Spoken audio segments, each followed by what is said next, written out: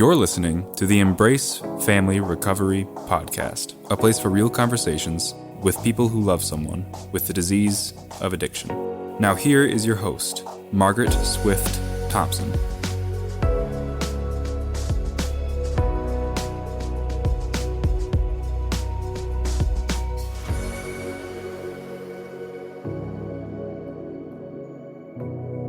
Welcome back. Today, I am speaking with Maeve O'Neill, who shares her story of growing up with two parents suffering from the disease of addiction and how this impacted her life, her family, her childhood, her siblings, and also how it shaped her experience and her career. The Embrace Family Recovery Podcast.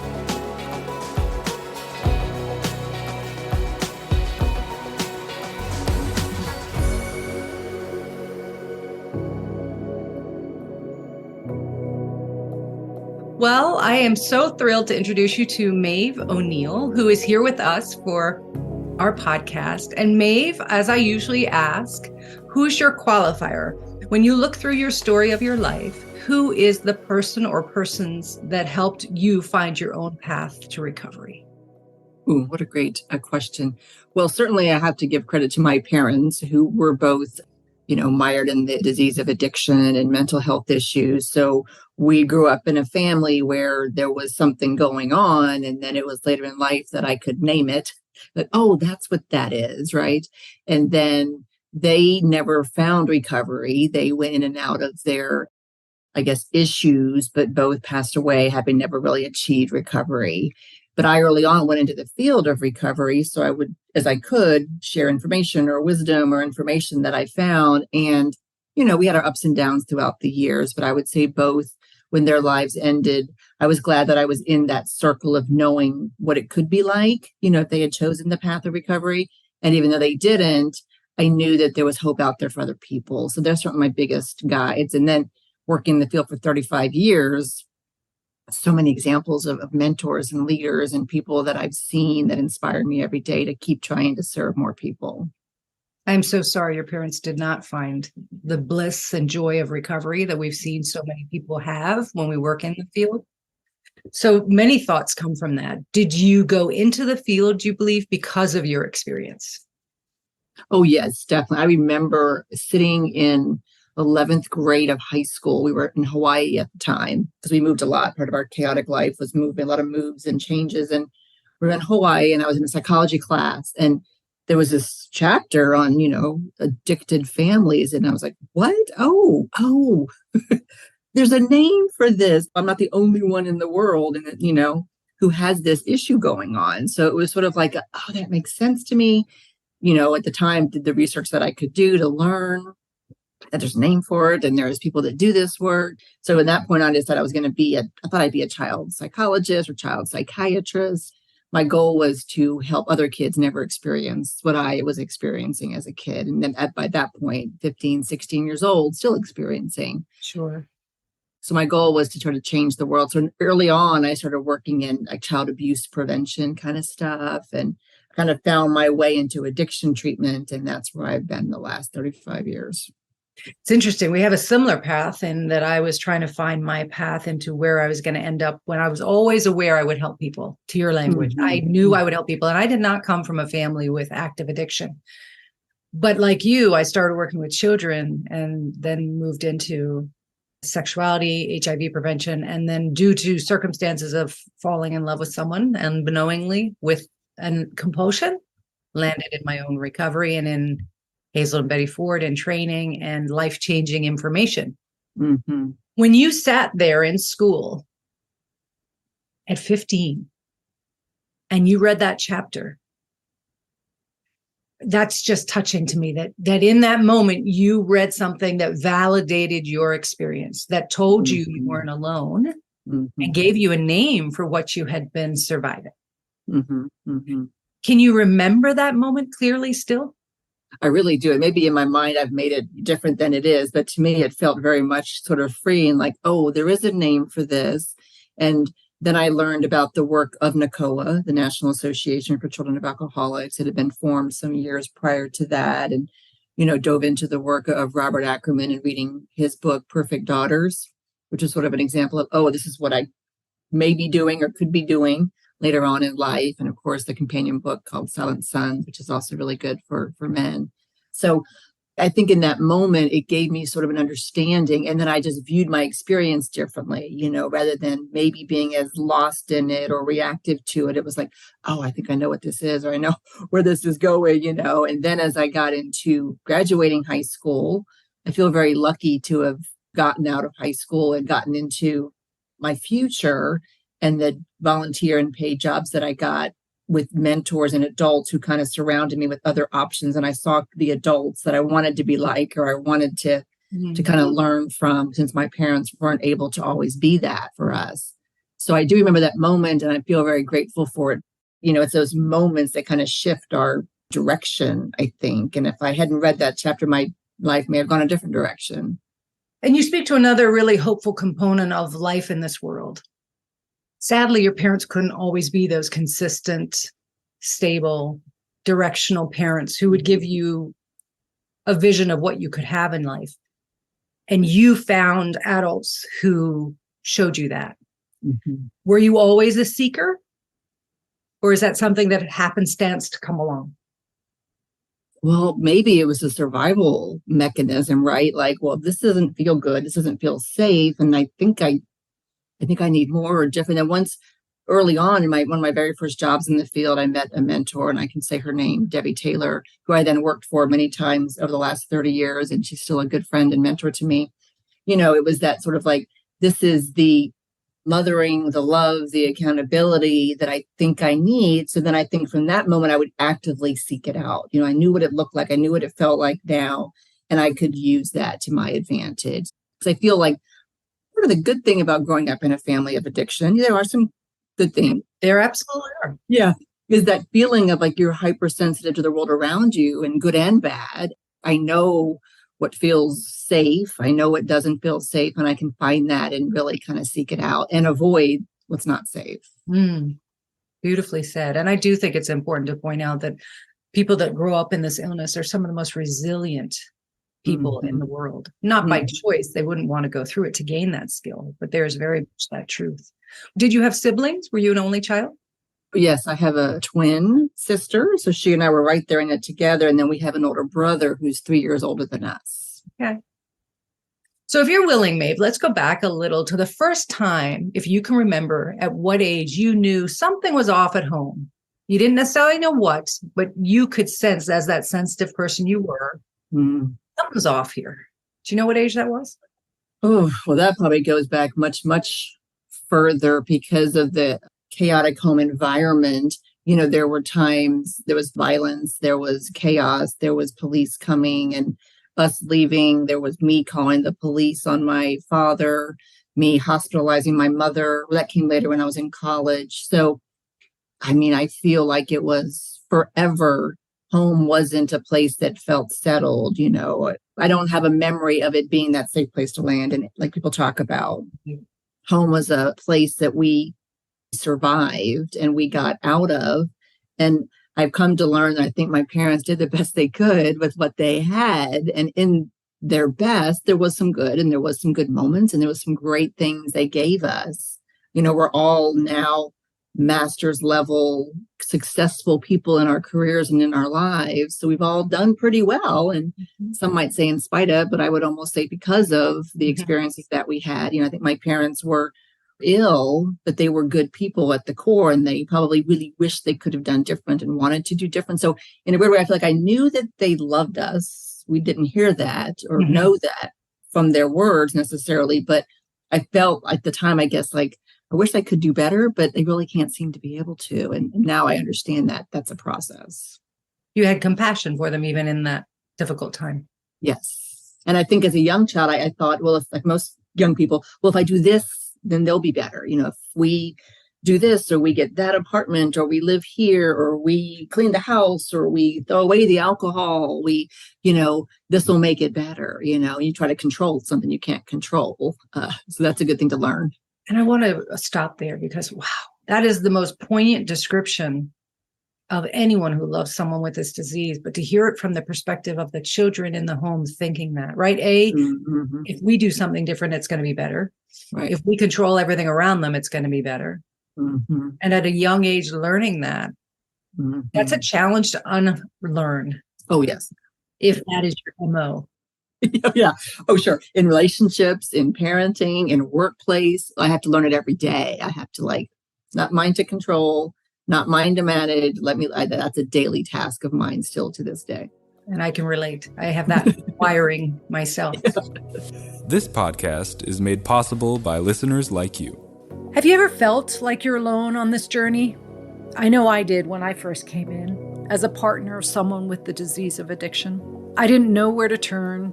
I didn't know who to confide in. I didn't know who to share with. And I tried to keep it a secret, which hurt me greatly. I don't want this to be your story. If you love someone in a partnership relationship or have loved someone as a partner in a relationship, I want to encourage you to join the Embrace Family Recovery Partners Coaching Group. This begins Wednesday, the 28th of February at 8 p.m. Eastern Standard Time. It is a 90-minute coaching group where you will be with other people on the partner journey and get an opportunity to build a community, share space, support one another, and learn strategies and tools to assist in your recovery. There is no doubt the disease of addiction, whether we have it or someone we love has it, impacts the way we navigate the world. Stop trying to do it alone and let me and the fellows in this group assist you on the journey. You're listening to the Embrace Family Recovery Podcast. Can you relate to what you're hearing? Never miss a show by hitting the subscribe button. Now back to the show. When you look at the generation of this disease, it runs in many families. Your parents both had it. High possibility that the three of you would. And are you able to share whether that happened, or did any of you three struggle with addiction? Luckily, nothing severe enough that it created the kind of problems that for our parents it did. I think because we early on, we talked about it pretty openly and kind of would say, oh boy, we got to take a different path here and do that. I think each of us, I don't want to tell someone else's story, but certainly each of us over the years have dived into counseling and getting support and services and relationships that are healthy. For me, when I got to become a parent, it became very clear, okay, this is going to be very different parenting than I got. And thank goodness I've got the education as a counselor and educator that I can hopefully do it differently, but to try to change the next generation at least to avoid that genetic, because we know the genetic piece is always going to be there, right? Right. And the other piece that I've witnessed, and I'm sure you have in your years of working in the field, it may not be two alcoholics, their children are then addicts or alcoholics, but there's a propensity to marry someone with mental health issues or addiction issues because that chaos that we know so intuitively is gravitational. It's not like you look for it. It's right. You're familiar with these patterns as well, I'm sure. Absolutely. And I remember early on telling people it almost seemed like it skips a generation. The actual active addiction skips a generation. And that's like scientific, but as I always felt like, well, because parents would say, none of us even use any substances. But if you look at the grandparent, there'd often be something else, you know? So yeah, for sure. And for me, I tried lots of relationships. I was married for 20 years. And in many ways, it was wonderful. And I think we did a lot of repair work for both of us. And then having kids was a wonderful commitment to doing it differently. But after 20 years of marriage, it was no longer serving, I think, either one of us. So I've been separated now for 3 years, or divorced for 3 years.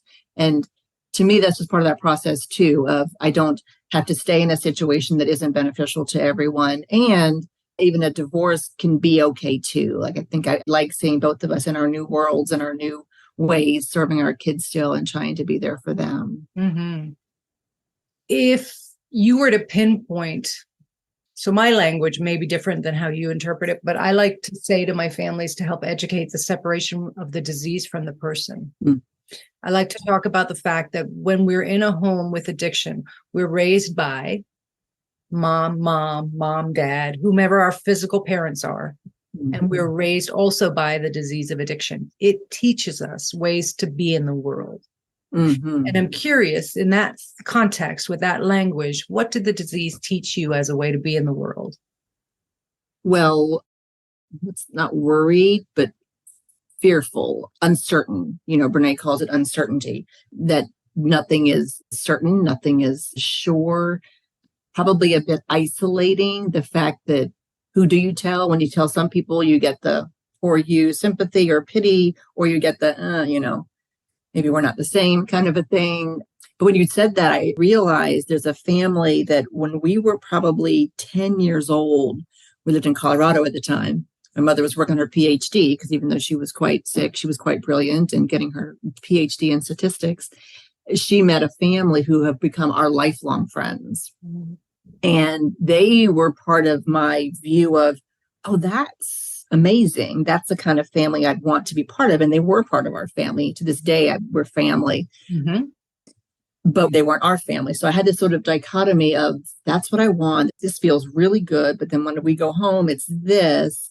But always trying to hope and believe it could become something different. So I think part of addiction in the family is scary and feels hopeless in some ways. But when you can find those glimmers of hope that, oh, next week, tomorrow, we get to be with these people and maybe get a feeling of safety and sanity and love, then that's kind of what you seek out. So rather than getting lost in the hopelessness, I feel like I've always been a seeker of the hope. Like I want to latch on to those good things and those good people and those feelings that I know can be different. Mm-hmm.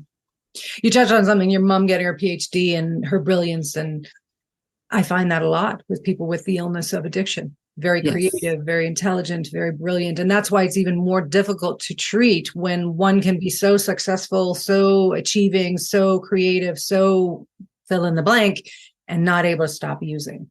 For many people, that's the stumbling block. Yeah. And then, of course, as you get older, you would learn their stories, right? What brought them to their experience. And I think both of our parents had a lot of trauma and a lot of shame in their lives that they never talked about, that they never probably even shared. So I think that's also builds the compassion of, I wish they had gotten counseling or treatment or intervention earlier on, that they could have not felt that shame and not sort of, medicated, as we say, with addiction or sought that as the only option. Sure. In the work you've done, because you've obviously done it on a professional level, but also your own personal work, roles in the family. Children often take on specific roles that are identified, scapegoats, silent, invisible child. Do you recognize your role and your siblings' roles? Did they change? Were they pretty consistent? Yeah, I guess I always call myself kind of the hero because I was the one who first went into this field and would bring the books and bring the, oh, look at this, look at that, and meetings or whatever it is, watch this show. But I don't know. Over the years, I've learned to see those roles as somewhat shame-inducing too, right? Like, because I don't think any of us is those roles all the time. I think there were times I was a scapegoat and times I was a silent child. I did all those probably given the day. But I think it's a survival mechanism to get in the moment. What am I going to do? And it's all just rooted in that shame of we're not good enough. Our family's not good enough. And if anyone finds out, we'll be not accepted. And I think it feeds that hopelessness, that feeling of like, well, I guess I'm this lost child for the rest of my life, rather than, no, I am resilient and I can be whoever I want to be. I want to figure out how to get out of that as quick as possible. And I like that frame. I haven't looked at it that way, but the reality is I haven't met many families where it hasn't been somewhat fluid. Mm-hmm. There may have been one or two very staunch, like they've stayed in that role, but it's not a chosen role. It's not like I go out and look to be in that role. It's a survival mechanism and no shame in that. People find their way. Yes, exactly. What I hear you saying is I don't allow that label to stay part of. I am more than. Right, exactly. And if I was the hero, why? Good for me for doing it, because it probably saved some of the headaches and issues that we could have suffered. And I'm not stuck in it. And I don't have to be that now for anybody else ever again. And I can take the positive of it, which was my strength and my independence and my ability to problem solve. Those are good things that are serving me. Yes, I love that. I like that reframe. You also shared just earlier that you called the police. You had to call the police at a young age. Mm-hmm. How'd you know to do that with all the secrecy and shame? Yeah. I think, well, probably just from at that point, I guess I think I was in college, maybe still, Okay. I can't remember, but I think I was probably in college. So probably learning like, hey, have a safety plan. Back then we had a quarter in our pocket, right? How are you going to call for help? But that was a situation where I never felt like the violence was okay. I never felt like this is something we're going to get over. I always knew this is not okay. We should not be going through this. So that particular time was just me and my parents. I was living with them. They separated off and on over the years, but this time we were back together in an apartment. And again, it's one of those weird things, like a horrific, feels like such a sad story, but I think of the positive. I think I had done something, asked my father for something that stressed him out. So he obviously was under the influence and he slapped me. Mm-hmm. And then my mother came to my defense, which was an odd thing to have happen. I was like, I remember thinking, oh, okay, she does care enough about me to try to stop him. And we went down to the neighbors and we lived in Virginia at the time. And I called my brother like, hey, this happened. And I always tell the story, like we probably were half hour away, but it felt like he got there in 3 minutes. Like, I don't know. He somehow teleported. Yeah. Probably not safely on his motorcycle, but he was there in moments time. I remember at the time I'm thinking, wow, in the really bad situation, people showed up in a loving, caring way. That we need to focus on that. That's where we need to give our attention to, right? And my dad went to jail that night. I remember the next morning him coming back from the jail and, I think he had been beaten up at the jail because I'm sure he wasn't, very cooperative. Right. So just like trauma on top of trauma on top. It's just like, then you feel bad for him and I shouldn't have called the police and all those horrible things. That is the nature of the disease, right? That chaos that kicks off and the regret and all that. And that's why now I live a very Zen life. I don't like a lot of, activity or, any of that stuff. I like to keep things calm and cool, probably as a result of that. Sure.